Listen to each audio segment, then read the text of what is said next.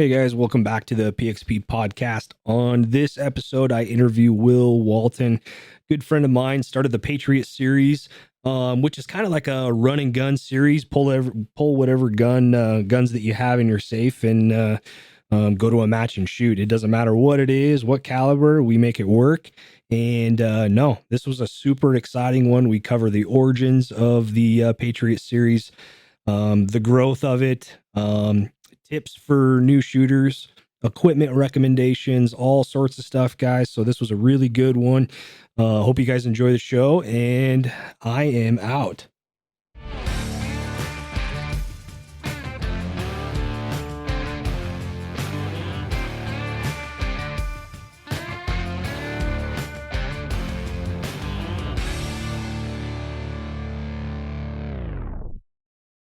All right, Will, how's it going, man? Not too bad. How are you doing today, Zach? Doing all right. Just hanging out here at the house. I got some new gun parts for the Seekins. Um, Good. You needed them. yeah, yeah. I think I'm gonna order a hydraulic buffer for it as well. I don't know if you've done any research on any of the brakes. I'm sure you have. But Yeah. well, one of the ones that stuck out to me was the Stoner Hollywood. Have you heard of that one? Yep. Yep. I Yeah. have. Yeah, so I ordered one of those, and then I needed a good, not a good, but I needed a not break the bank laser. So I ordered a SMS laser, and I threw it on there. It's actually pretty dang nice for like $250. I thought this thing was going to be a piece of shit just to see how it goes, but I gotta show you this thing. It's pretty cool. Heck yeah. Well, next time before you order stuff like that, I get a deal through HoloSun, Oh, yeah. and we can get all their cool new swag too. So just let me Ah, know. I'll get you in on that. yeah, dang it. Every time I go to order something, I completely forget that you have connections with like pretty much like the president. I wish. I wish. But yeah, no. They'll let me shave a couple bucks off here and there. So I just try to do what I can to Yeah. keep on getting by. What is that? Balling on a budget? Yeah, balling on a budget. Exactly. That's awesome, man. Heck yeah. What you been up to Heck yeah. today? Today I worked, and then the auto business. It's just one of those things. Hmm. It's always present. It's always there. You're always doing something and trying to meet that next goal. Yeah. But I actually took off early today. I left at 1 o'clock. Oh, Um, there you go. went up and helped John O'Sullivan up at Blue Creek get ready for our match tomorrow. So that was kind of nice to get a little break. And I don't know how you feel about Blue Creek, but it's almost like when I go back up there, like our ranch, like our family's ranch, I should say, um, is the Holmes Ranch, and it's up uh,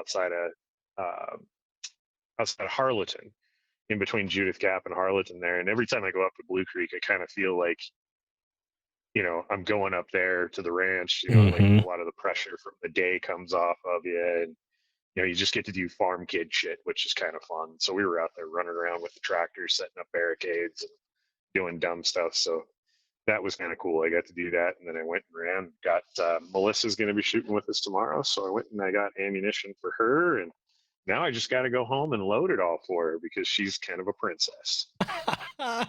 Oh, that's great, man. She's got the best freaking gig in this whole thing, doesn't she? Oh yeah, just show up and shoot. Oh man, I wish. That's freaking awesome, man. That's good stuff. And Oh yeah. yeah, buddy. Well, let's dive into this. Why don't you tell the listeners who Will Walton is and what makes you tick, man? Okay. Yeah.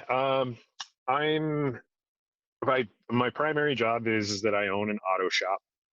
We fix European cars and expensive stuff, and that's my 9 to 5 gig. Before that, I was in the automotive industry selling oil and things like that. And then before that, I was actually a railroad conductor engineer for 11 years for BNSF.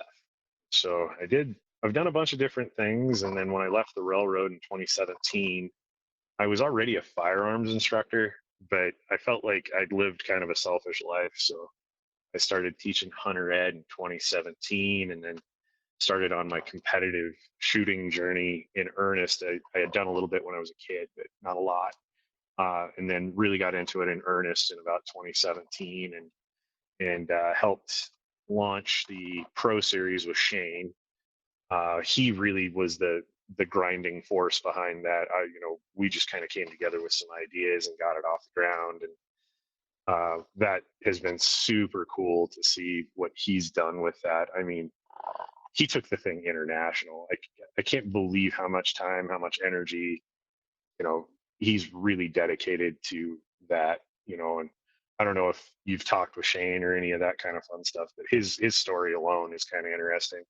A kid from California that had never touched a gun, and now he's arguably probably one of the better shooters in the country, which is kind of Yeah, absolutely. No, we I just got off the phone with Shane just a little bit ago. So yeah. I think yeah, podcast 4.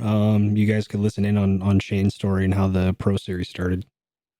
But Yeah, it's super cool. I can't believe he shot a deer this year. Like, he told me forever, I'm never shooting a deer. I mhm. ain't doing it. I can't shoot Bambi, and then he goes out and smokes Bambi. Yeah, I didn't think so either. It was pretty funny. He called me up right before the hunting season and was like, "Hey, I'm gonna go hunt, man. I'm gonna do this." And I tried to make it out with him, but I just had so much going on while I was exiting my my law enforcement career, and I had too much on my plate to go. But it would have been pretty cool to be with him and see that for sure. Oh yeah, yeah. No, I was so stoked for him. It's been really entertaining seeing like how his story has played out. He's a remarkable guy. He's pretty cool. Absolutely. Absolutely. Well, cool, man. Well, let's dive down. You're kind of on a little bit of this same path a little bit with the Patriot series. That's kind of what I want to revolve this pot or this episode around. I want to get to know more about the series and more about how it started and all that good stuff. So fill us in on what kind of the origins of the Patriot series and how the series started, what inspired it, and who you're in on it with, and yeah, fill us in. Okay. Yeah. So you're, and I'll take some of your input from this too, and I'll kind of ask your opinions. But a long time ago, I wanted to basically write a white paper, and the title of the white paper was going to be "Why Can't Hunters Shoot?" And what I came to the conclusion of when I was trying to cycle through how I was going to structure this paper was that there really isn't very much attention that's paid to shooting instruction. So if you look at, say, hunter education, the international hunter education curriculum, uh, I know because I teach it every year, what you end up with is about 20 minutes is all you really get to teach students anything that has to do with marksmanship. And that you and I both know that 20 minutes to explain something like that is simply, a teaspoon in an ocean. It's just, there simply isn't enough. Mhm. And what I started to see further along those lines is that whenever we had, say, a new competitor out for the Pro Series, we had to put a lot of work into that competitor to get them competitive, so to speak, because they simply didn't have the tools in their toolbox. And what I realized as we were moving along that same path is that most people that own guns do not have these tools in their toolboxes. Uh, what I wanted to do was to get more people out with the equipment that they already own. So if you think about the guns that we all go out and buy, a lot of us are going out and we're buying carbines and we're buying pistols and we're doing stuff like that. But it's not a work rifle, and for a Montanan or anybody that's up in our area, basically anybody out west, your work rifle is your hunting rifle. So you actually spend much more time on that particular gun than you do anything else. But you're also not getting instruction on, say, that gun. So what I wanted to come up with was a way to get people out, be a fisher of men, so to speak, not to get too biblical, but bring people out that would normally not come out to a match to do something that's more fun. Engage with them with the tools that they have, and then be able to lay down some of the fundamentals of marksmanship as a group. Nothing in my experience has been more, uh, how do I want to say this? Maybe informative, maybe not informative, but inspiring. Then you see someone go out and do something, and you're like, I can do it just like he did. And if I do it like him, then that's probably the better way to do it. So you see a bunch of different people say build their own mousetraps. Pretty soon you get it figured out as to kind of what you need to do in order to be successful. And it was really fun for us to get people out with, let's just call them what they are. They're your safe queens. So you've got really nice, say, 9mm sitting around, or you've got really nice ARs, or maybe you don't have really nice stuff, but you've got those things and they're sitting there. They're the most common rifle in the United States, and most people don't know what they're really capable of. When Mhm. you say, show a person, hey, you can hit that 600-yard gong out there with your 16-inch gun, that changes somebody's world. I mean, the other day you were out and I think you had my 14.5 and you were just banging away with it because you're an exceptional marksman. But it's kind of illuminating when you're like, holy cow, these things are quite capable. Absolutely. And people don't treat them that way. They look at these platforms as though they're not versatile, but they are extremely versatile and they're unbelievably fun. Unbelievably fun. Once you get into a couple of stages and you start laying down, you know, doing your thing and getting rounds on target, it becomes very empowering to a person. You now know that you have a completely new set of skills that you didn't have before. And that's really what we wanted to do, is we wanted to bring people out with whatever they had in their safe. So if you have a guy that isn't making a ton of money, John O'Sullivan is a good example of a guy that just started a family. He's a fairly young man, and that guy comes out and he kicks butt with just the stuff he has. It's not a high dollar carbine. It's a fairly entry level carbine, and that guy can wail on steel way out there, and it doesn't take a lot of money to get to that point. It's really foundational as far as translating the knowledge, and then you realize you really can't buy yourself more impacts, which is super fun. That's kind of what I like about this series versus, say, some of the other ones that I'm involved with, where there's more of a gear race to certain series. On this series, it's really not a gear race. It's really becoming proficient with the things that you have. There, of course, is that element, and trust me, it's going to cost you a lot of money. You're just going to take money and throw it down, you know, shoot, so to speak, just like everybody else does. Yep. But Exactly. we, but we, but we opened it up with just the two gun philosophy, which was just rifle carbine. And then just recently, within the last 6 months, we've been playing around with other platforms, specifically the PCC, or pistol caliber carbine. Some people refer to it as a PDW. Some guys call them submachine guns. Whatever you want to think of them as. That's kind of another category that we've been playing with, and that's been really fun too, because there's a lot of those really neat guns that are out there. Pete Kneep, he came out. He's one of the founders of the WPR. I'm sure you probably talked about it in previous podcasts, but that's an amazing rifle series. It's kind of the big brother to the Pro Series, Hmm. certainly the center fire brother. And he was able to bring out his Vector, which Vector is a 45 semi-automatic PCC, pistol caliber carbine, and he was able to bring that out and run that during the match. And the most interesting comment that I got from him was is that he goes, I had no idea how much fun that gun was because it's been sitting in my safe for the last 10 You succeeded right there, man.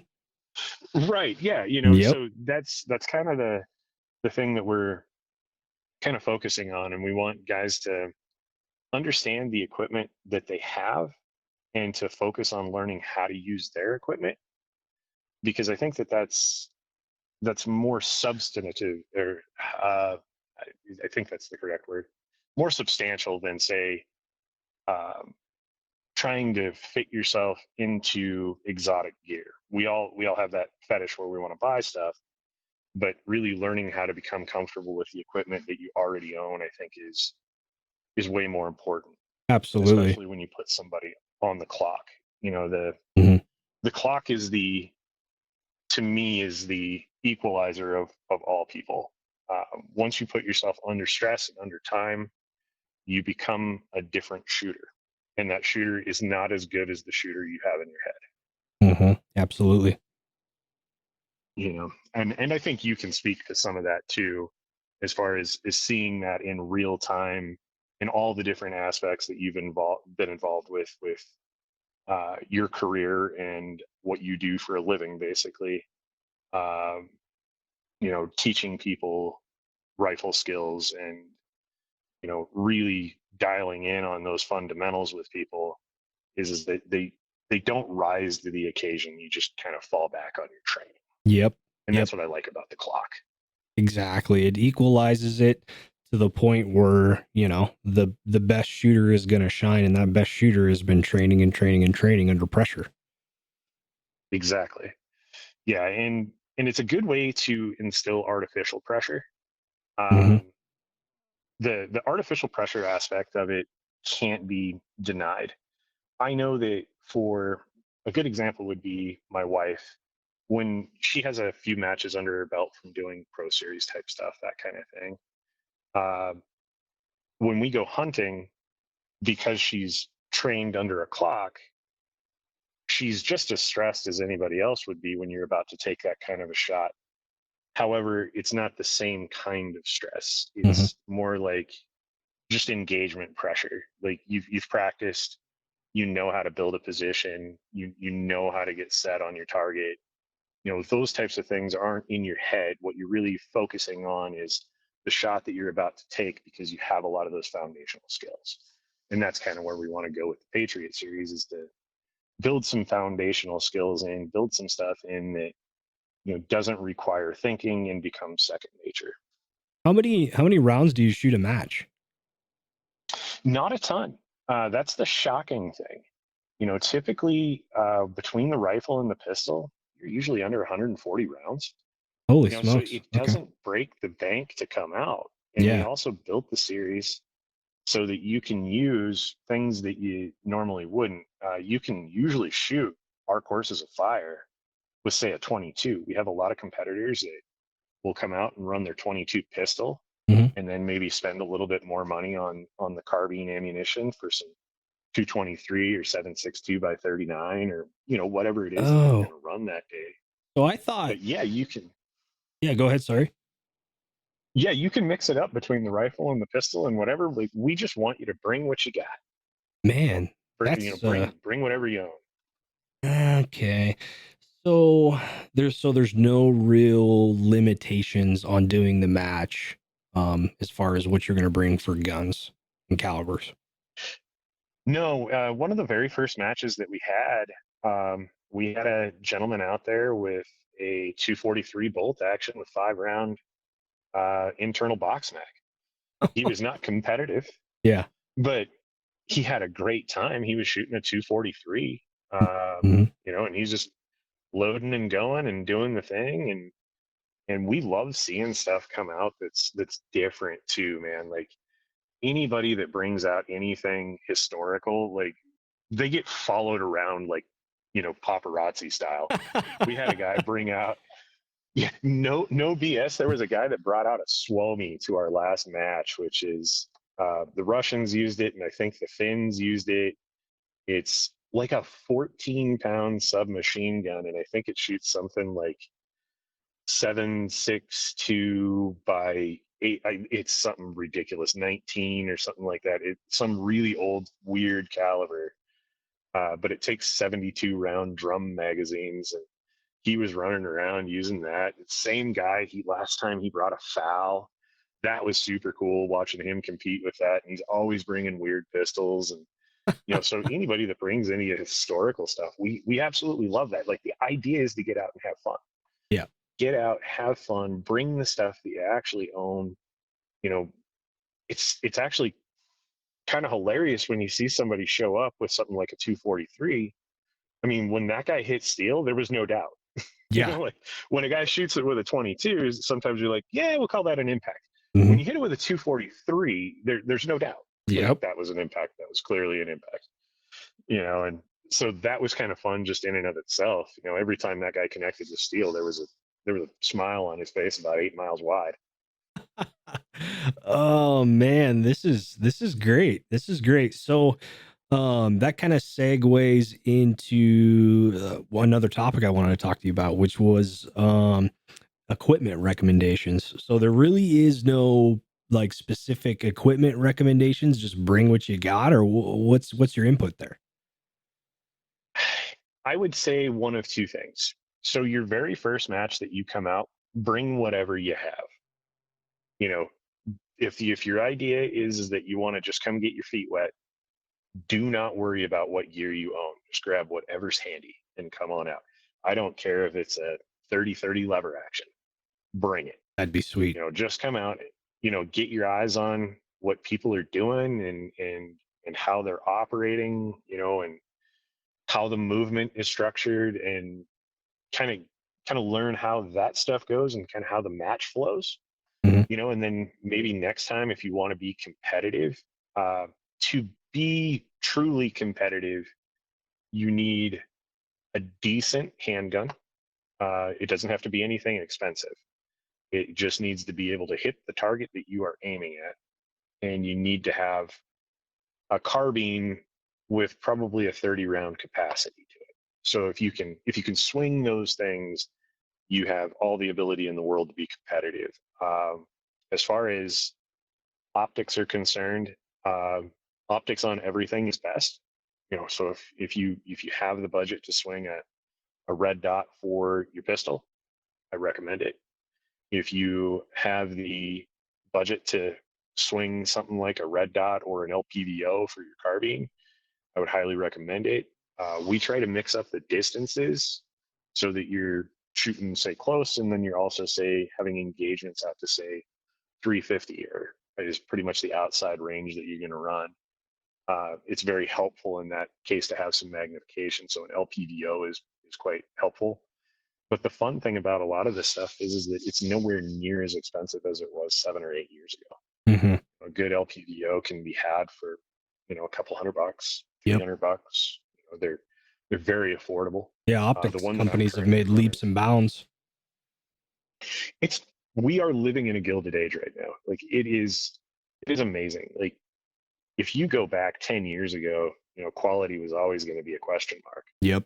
Now, whether it's a rifle, pistol, optic, any kind of piece of kit, the demanding nature of the people that are buying it have made that stuff very, very good right out of the box. Hmm. What sort of do you do like I guess what am I trying to say here? Is there some stages that require like reloads and stuff like that? You're required to do a reload at this specific point in the stage. Like you'll put a 10 rounds in a mag, you're required to do a reload and then continue the stage. Do you guys have any rules like that, or how does that work? Yeah. So for the person that has gone to, say, a typical 3 gun event, or they've gone to, say, an IDPA or a USPSA or any of those styles of matches, the stages are written in a similar manner. However, the people that are running it are nowhere near as militant as the when you go to, say, like a USPSA match. So yes, we will have stage directions where you're required to do a reload between here and there. Not every stage. That's always up to the match director as to how he writes the stage. But yes, that is very much in play. There can be certain times when you have to, say, alternate between your pistol and your rifle in different locations. So you may start with your rifle and then have to go to your pistol and then, say, finish with your rifle. Uh, when we're making our transitions, we do a couple things that are a little bit different. We encourage the use of holsters and slings, which in USPSA, IDPA, those types of matches, those are all not usually encouraged. They're usually strongly discouraged, and we don't feel like that's realistic, so we don't do that. We set up our safety rules a little bit differently to accommodate for that kind of thing. But yeah, you're absolutely going to be required to do things that are going to be a little bit stressful. Mhm. That's awesome. That's really good stuff. Great. Okay, you kind of already covered it, but do you have any more like tips or tricks or anything like that for any new guy showing up to a match? Anything like what to expect and anything like that? Um, expect to have your ego shattered. There's going to be a lot of smack talk going on. That's we may not be able to shoot that well, but we can talk smack better than anybody on the planet. So that'll definitely be a thing. So make sure you show up with a thick skin. Really to get yourself set up. If you want to be competitive right out of the gate, um, be familiar with your gear. So if you can take a little bit of time to kind of go through the kit that you have. One of the really weird rules that the Patriot Series has is that you're not allowed to drop magazines. So what I mean by that is that you can drop your magazine, but your time does not finish until you have all your gear in hand that you started the stage with. Mhm. So if you're in the habit of yard sailing equipment all around, kind of like the IDPA guys do, you're going to be upset when you have to run back and pick up your magazines and then get them back on your person before the clock stops. So, a dump pouch is very, very handy for people that are going to be doing this. Just have a place to put that magazine so that you can continue on. We do that for two different reasons. The first reason is that we feel it's more realistic that you need to keep track of things like your magazines. And second, we also do it from a match flow. We don't shoot a lot of paper targets in the Patriot Series. We try to avoid paper targets at all costs. That's because it takes time to tape and paint and do all that fun stuff. And we're really about a fast-paced match flow.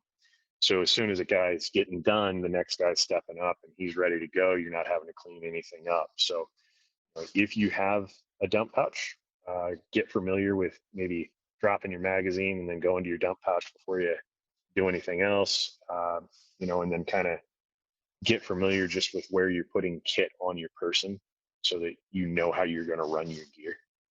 That'll be extremely helpful to you going into your first match. Got it.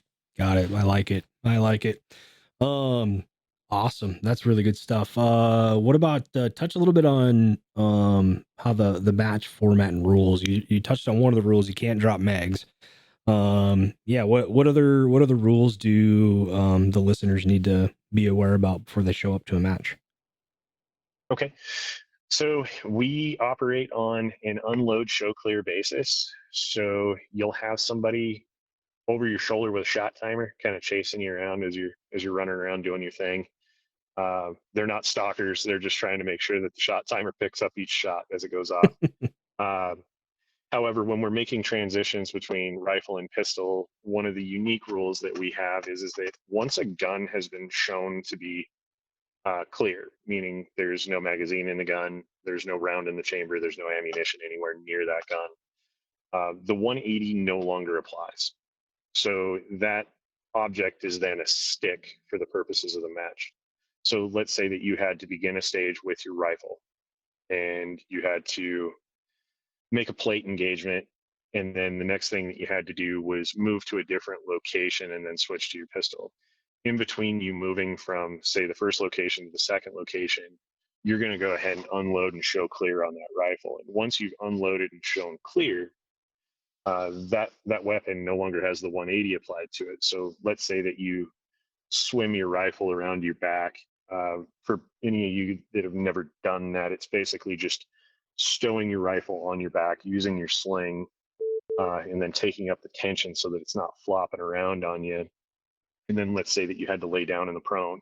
If you've swung that rifle to your back and you lay down and you've got the muzzle pointed down towards your butt, well, now that rifle's pointed back the other direction of the firing way. But it's okay because we've already unloaded and shown clear on that. That way, when you get back up and say have to transition to your pistol, um, when you unload and show clear on that, that one also doesn't have the 180 applied to it. Uh, and that's so that, like, let's say that you move to your third position where you're going to take your final shots with the rifle. You're going to need to load that rifle. And let's say that the position requires you to be in the prone. Well, once you lay down in the prone with a handgun and a holster, it's pointed back the opposite direction. Mm-hmm. So we're very cognizant of making sure that we unload and show clear, but we had to allow that room uh, because if you're trying to use things like abandoned barrels and stuff like that, it really limits the amount of stage direction that you can have, where you can just structure really good safety on top of a system like this, and you're allowed to do a lot more with, say, stage direction, which works really, really well for us. Mm-hmm. But yeah, that's mainly the only weird rule that you're going to see. The Patriot Series rules are really rather light. It's a time plus format. So you're only going to be given penalties, if that makes sense. So whatever your time is, that's your flat time. Whatever your misses are, it's typically an add 5 second per miss.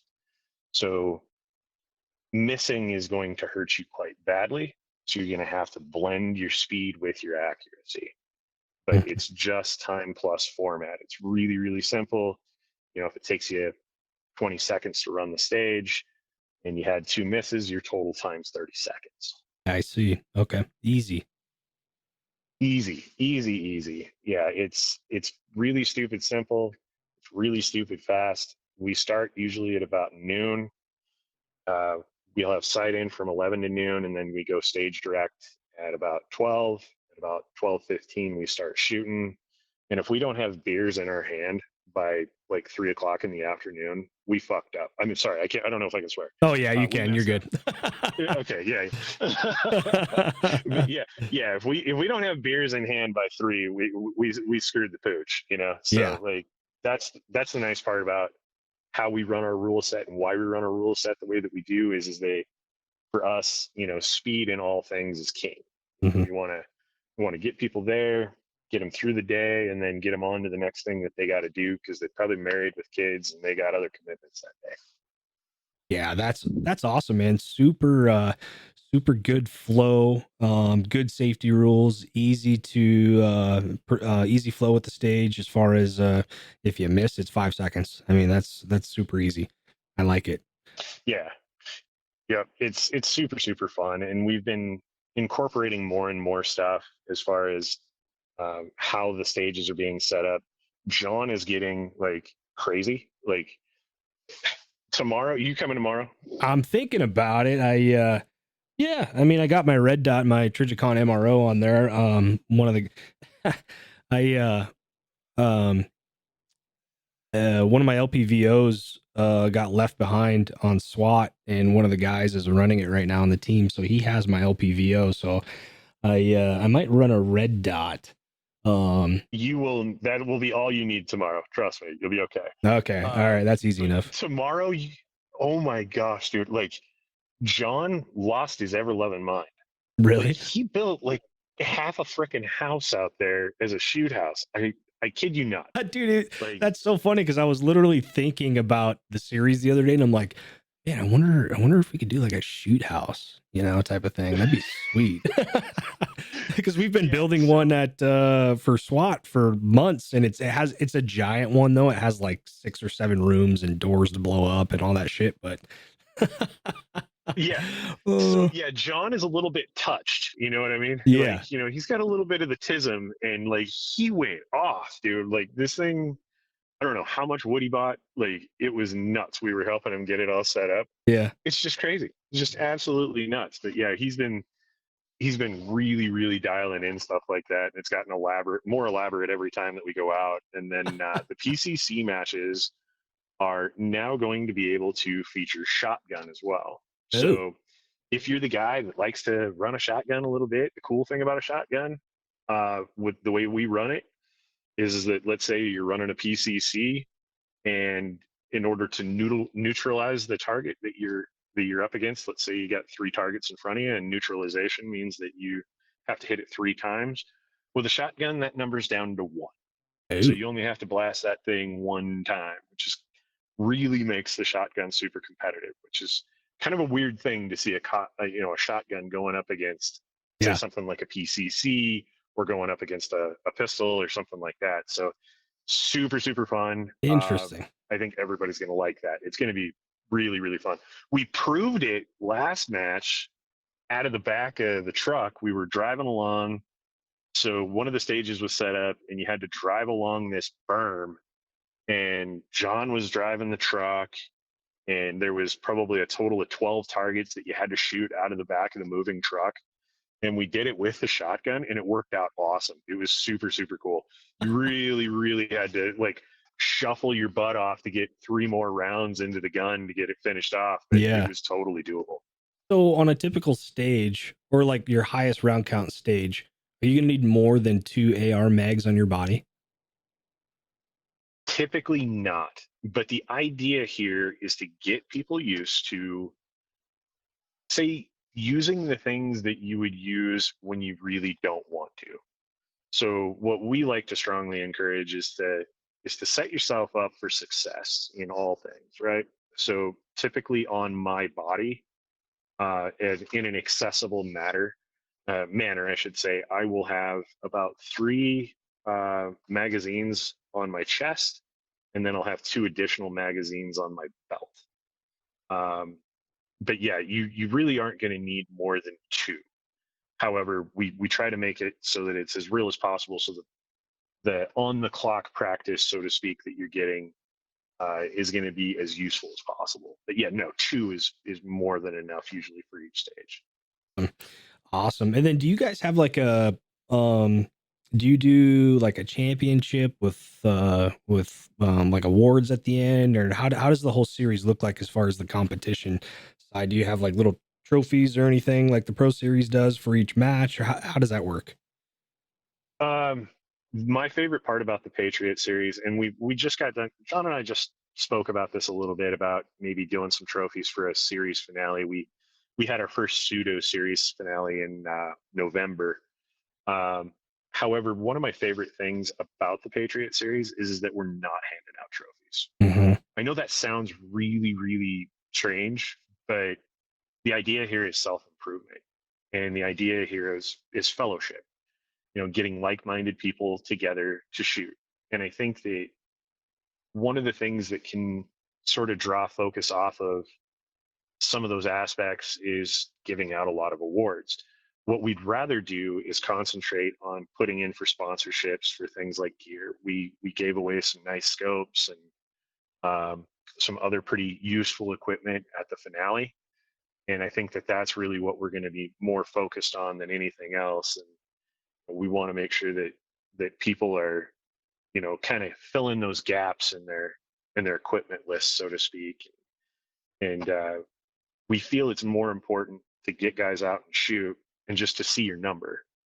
It's pretty, like, to me, like, I don't need a trophy. Like, they're certainly nice, but I don't really need a trophy at the end of a match, like a club match, to go, all right, I won November's club match. Mm-hmm. You know, I'll know I won November's club match, and I can, like, kind of run on that high for a little while. Mm-hmm. It doesn't happen very often for me, so it's kind of a big deal. Like, maybe I should give myself an award. Oh, that's great. Just tell your wife, be like, I won. We're going to Shields. We're going to Shields and buying a gun. Yeah, exactly. She's gonna be like, yeah, no, you're not. Yeah, no. But that to us, that's kind of the flow on this thing, is that we want the focus to be on improving and individual improvement, but it's also kind of a group of us that's out there. Yeah. We all want to be getting better as a group. Mm-hmm. And I think that can be. I think that awards and things like that, they have their place and they have their time, and I think that that'll come. But for right now, I really like that the focus isn't on those things, if that makes any sense. Absolutely. No, I 100% agree for sure. Cause yeah, it just trophies. I mean, they're great. I mean, it's nice to be recognized for, you doing good and being out there and being competitive and all that good stuff. And, but at the same time, you're right. It does take away for the core value of, just getting out there and just bettering yourself, because that's what it's about. It's about getting out there, hanging out with the good people, shooting guns and getting better with the equipment that you have. No, I love that. That's great, man, for sure. Yeah, it's been a super fun journey over the last, well, really, it's about 14 months now of getting this thing up and going. Shane did so much work on the Patriot Series to get it to where it is. Uh, at a certain point, we're going to start putting in that level of work on the Patriot Series versus, excuse me, he put that level of work in on the Pro Series. Um, and we're going to get there with the Patriot Series as well. But I want this one to be more of a slow burn, if that makes sense. Yeah. Yeah. Uh, I want this thing to be really dialed in and not feel nearly as frantic as it was when we were putting together the Pro Series. Yeah. And just it exploding and then trying to keep up with it. Exactly. Yeah. And the nice thing about this particular format is that this is very exportable. So if you get people that are coming in from out of town, this is something that they can take back to their hometown, Mm-hmm. to their people, and then they can kind of see how a system like this runs and see how it operates, and that it's not very cost heavy on the front end. You could really run 4 to 5 stages with the same set of targets. I mean, you could go buy 5 targets and just set them up different. Yeah. And you could run it that way and still get what you need in as far as training goes, and then really just build things slowly. And Mm-hmm. that's going to be the good part about this is that we're going to be able to share this with people and not have it break the bank, so to speak. That's freaking awesome, man. No, this is super good stuff for sure. Cause you and I really haven't sat down and talked about the Patriot series. So I'm learning just as much as the listener. So yeah, this is really good, man. So one of the last topics I want to talk about is what's your, I mean, you kind of already hit on it just a little bit here. Go a little bit more into detail on the future plans for the series. What, I guess, what incrementally, what do you want that to look like? Okay. What I would like to see as far as a growth pattern goes is that right now we are a club of one, which is Blue Creek. I would like to expand that to at least a couple more clubs in Montana and maybe 1 or 2 in Wyoming. Mhm. Um, I would like to see this become a similar product to what, say, Ian McCullum runs over on uh, his channel, which is uh, Forgotten Weapons. They do a lot of what are called brutality matches. He's one of the founders of that particular series. I would never want to build anything into a brutality match. Where I want this series to go is to be a 3 to 4 hour experience on a 1 day event. Mhm. You know, it's so hard for people with families and people with kids and just anybody to come up with, say, like a 2 day match experience. That's a lot of commitment. It's a lot of time. That's a hotel room if you're traveling. That's significant travel if you're doing that. And I think that you're going to run into, um, let's just call it match fatigue. How about that? Oh yeah, I've experienced Uh, that.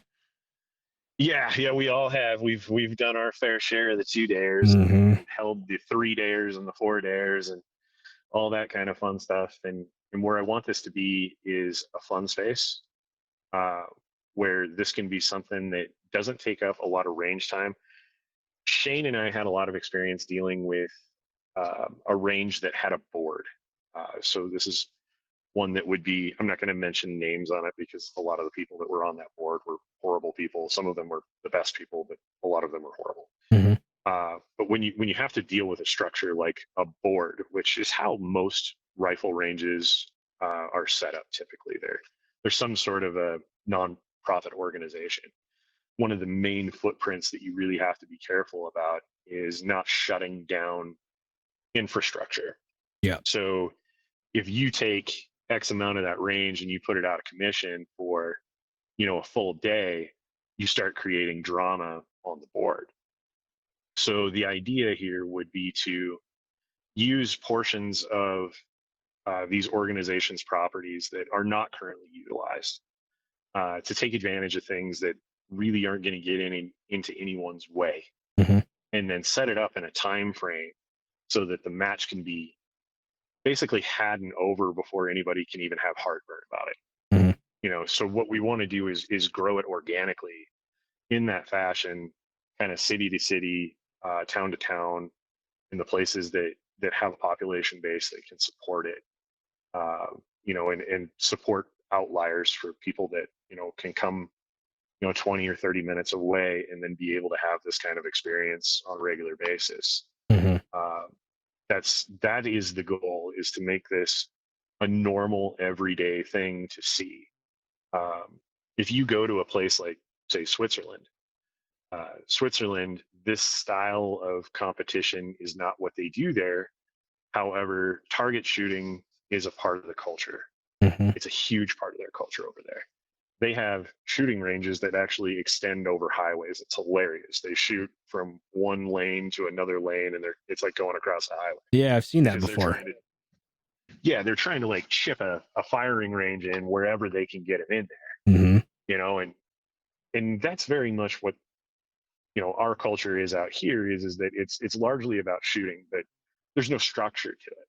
So mm-hmm. to provide the minimal amount of structure possible so that from the match director standpoint you can be successful, and it doesn't require a huge amount of investment of time and energy, and then to really grow this thing into something that is quite commonplace is where I would like to see this end. Kind of like what we saw with growth with the Pro Series. That's a more specialized niche. Mm-hmm. WPR, very similar.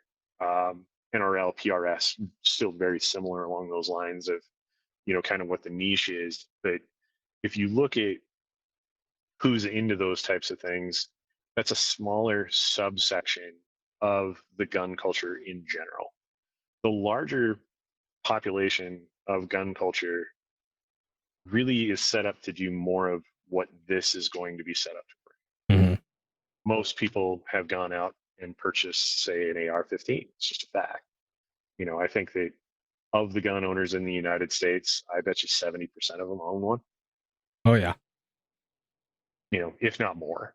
But now this is going to give you a place where you can utilize those skills that people honestly don't know the capability of the equipment that they already have. Exactly. And to structure it that way. Mm-hmm. Because you honestly see a lot of people say things like, well, I would never shoot anything over 300 yards with an AR-15. Like, okay, all right, ideally you're correct. However, can it do it? Oh yeah. Absolutely. Mm-hmm. Absolutely. It's a very versatile tool, and learning that versatility and kind of how to do that stuff is where I want this series to go. Is that I want this to be a common thing, throughout the United States. That would be my goal. That's awesome, man. No, I'm loving the format. I'm loving everything about it. It's awesome. How many rounds of 223 do I need to bring? Honestly, between your handgun and your rifle, you're probably going to be looking at maybe 60 a piece on each. Oh, okay. So 60 not a a piece. ton. Yeah, not a ton at all. Okay. And I still need to go purchase my work gun with the red dot on it. They have it held there at the PD, and I just need to go fork out $450 and go buy it back. I definitely want it because I got that Holosun EPS on there. Oh yeah. Totally so forgot about that. I'll But probably you don't need to buy anything. Like, I can bring you a gun tomorrow if you want. Oh no, I have plenty of handguns. It'll probably just be my my Glock 17 I'll bring. I got 3 or 4 other handguns, so I'll probably just run that one, just run it with iron sights and just go have some fun and yeah, shoot the shit and shoot some steel. And it's been since I've actually I'm kind of glad that you're going to run iron sights tomorrow. That means that I might have a pseudo chance of competing with you. Oh yeah, whatever.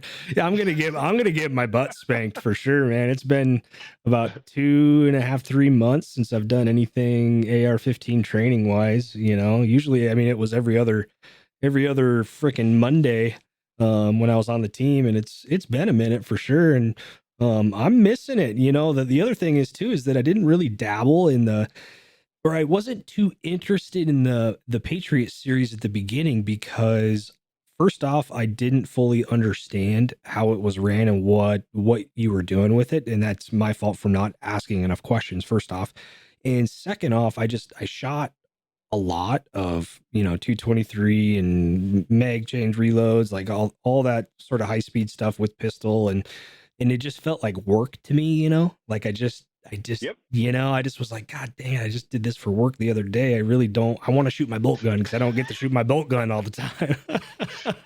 Right. And what was funny too about your experiences is that you probably had maybe the worst experience with a Patriot Series match. The very Oh, first one that we had yeah. was not, I'm not going to talk a whole bunch of smack, but it, it was not the way we were trying to take some direction from a well-meaning individual. Hmm. Oh, However, that turned into like a 10 or 12 hour slog. yeah, I remember That that was day. completely the direction that we didn't want to go. Hmm. Yeah, you know what I mean. And the way that the target engagements were set up was to us not in our wheelhouse. I mean, it was, let's just say we were doing a lot of painting and we were doing a lot of taping and we were doing a lot Oh of yeah, talking, but we weren't doing a lot of shooting. I remember So that. it was, I was counting holes in paper for a lot of hours that day. yeah, yeah. The cool thing about steel is that you either hit it or you didn't. And no, everybody knows. Yep. There are Yeah. very few questionable rounds on target. And that was kind of illuminating the other day. Just what I had learned about shooting steel with you. That was pretty cool. That was on what was that, last Saturday when my wife and I were out there? Yeah, Yeah. Yep. I'll Yep. say that was last Saturday. And I shot the wrong Um, steel with 223.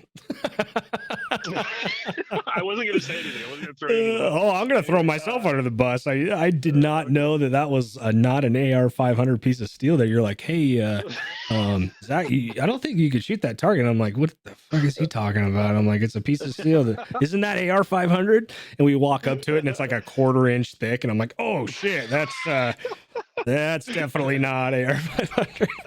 Oh shit, I fucked up. Yeah. I'm I kind. was kind of giggling about that. But Yeah. yeah, the very first one that you came to, Hmm. man, that was not cool. And I could see why you would have stayed wide away from it at that point because like, we went 180 degrees different like immediately following that match, which was super funny. Hmm. I have a whole story along those lines and I'll share it with you in private at some point. Just because the individual was well intentioned, however, it Hmm. it did not play well in the space that we were looking to play in. Uh, but yeah, I mean, I'm not going to talk about your background, but given what you did on a daily basis and things like that, I wouldn't have wanted to do it either. Hmm. You have to have time and space for different things. Like I said, I'm in the automotive industry. When I get off of work, do you think I go home and fix the wife's car? No, not a chance. Like Yeah. I don't want to see another vehicle that day. Like I'm done talking about cars. I'm done working on cars. Hmm. Yeah, and I completely understand that. You have to have time. You have to have space. And there has to be a lane for it. You got to have that room and that kind of that desire to do it. And Yeah. when Yeah. you're 100%. yeah, and the fun factor has to be there. If you don't Yeah. have the fun factor, you might as well just not. Yeah, you might as well just not exactly, and now that the tactical portion, the SWAT stuff is gone, I think I'm gonna find a new discipline, well, not really new discipline, but um a new outlet for the tactical stuff and using the equipment that I have and getting out there and the camaraderie and meeting new people and no, I'm super excited about it, man. This is going to be the first one that I'm going to shoot here tomorrow, and yeah, so 60 rounds of 9 mil I'll bring and 60 rounds of 223. That's pretty easy. Oh yeah, yeah. No, there's nothing to it. And one of my favorite parts about going to these matches is that if you come with a piece of kit or a piece of equipment that someone is just kind of enamored with, or I see something that I'm enamored with, I'm always shocked at what people do. Mhm. Usually what they do is that they hand me their gun and they hand me a stick of their own ammo, and they're like, go shoot it. You got to try it. Like, you got go play with it. And like, Well, that's what you're you like, did to really? me Your last ammo? You're just Saturday. going to let me go blast? Yeah. Yeah. Uh, Like, I don't like, know that if I've ever seen you on the range where you're not handing me a gun and ammo and saying shoot. I don't think there is a day on the range where I've seen you that you have not done that. I'm like, holy fuck, all right. I mean, you cannot do the devil's deed unless you're selling the devil's product. yes. You really got to dial in on it. So, Yeah. that's the way to do it right there. Yeah. Oh, that's Oh great, man. man. Yeah, no. But the people that you're going to meet out there are just salt of the earth type people, and the atmosphere honestly around these style of matches, because it's competitive. However, it's not the same kind of competitive that you get at a Pro Series match. It's Hmm. not the same kind of competitive as you get at a WPR match. It's a different kind of competitiveness. It's almost like more of an athletic style competitiveness, where when you look at something like a WPR match or you look at something like a Pro Series match, they're very heavy on the mental side. Yeah. You really got to dial into to what you're doing, your discipline, and it's almost like a competitiveness of stillness, if that makes sense. Hmm. He who can become the most still the fastest is going to be a good competitor in those two disciplines. Absolutely. And in this discipline, it's a lot more rip and run. It's a lot more rip and run. So that part is it's a totally different feel that way, and I think that you'll like that part of it quite a bit. Oh yeah, I think so too. There's always I'm ADD as hell. I love running and gunning and stuff. And yeah, that was my two things on the team was entry guy and sniper. And I still have the opportunity to train those things. So that's pretty sweet, man. No, I'm liking this. This is great. I'm pumped for it. Heck yeah. Sweet, man. Well, no, do you have anything else to add to the podcast at all? Anything else that the listeners should know? No, not that I can think of. Just thanks for having me on. It's always a blast to talk with you and getting to hang out with you. And thank you for helping my wife the other day. There's something totally different about when someone suggests something that's Already not been their said. husband. Yeah, Yeah. dude, that's yes. Oh man, this is so funny that you mentioned this because I was thinking if I were to start bringing my wife out here and start shooting and getting her into that sort of thing, I would 100% be Will. Can you tell her to do like just she ain't listening to me. Uh, It's I always laugh about that kind of stuff yeah. because when it comes from a third party, Hmm. there's no there's no agenda. No. You know what I mean? Yeah. Like, wives become very good at picking up on your agenda. Oh yeah. So I think that they're always looking at like, all right, what's he trying to do here? Yeah. Oh yeah. Whereas like a regular random person, they're just like, oh yeah, they don't have an agenda. They're just gonna help me. Yep. So they take it in a completely different way. Kids are the same way. Oh, So I was yeah, just no, I just wanted to say thanks for that. yeah, dude, absolutely no problem at all. Is super awesome out there shooting with you guys the other day. Why don't you tell the listeners where they can get in touch with you as far as the Patriot Series and everything if you want to throw any of your contact info out there.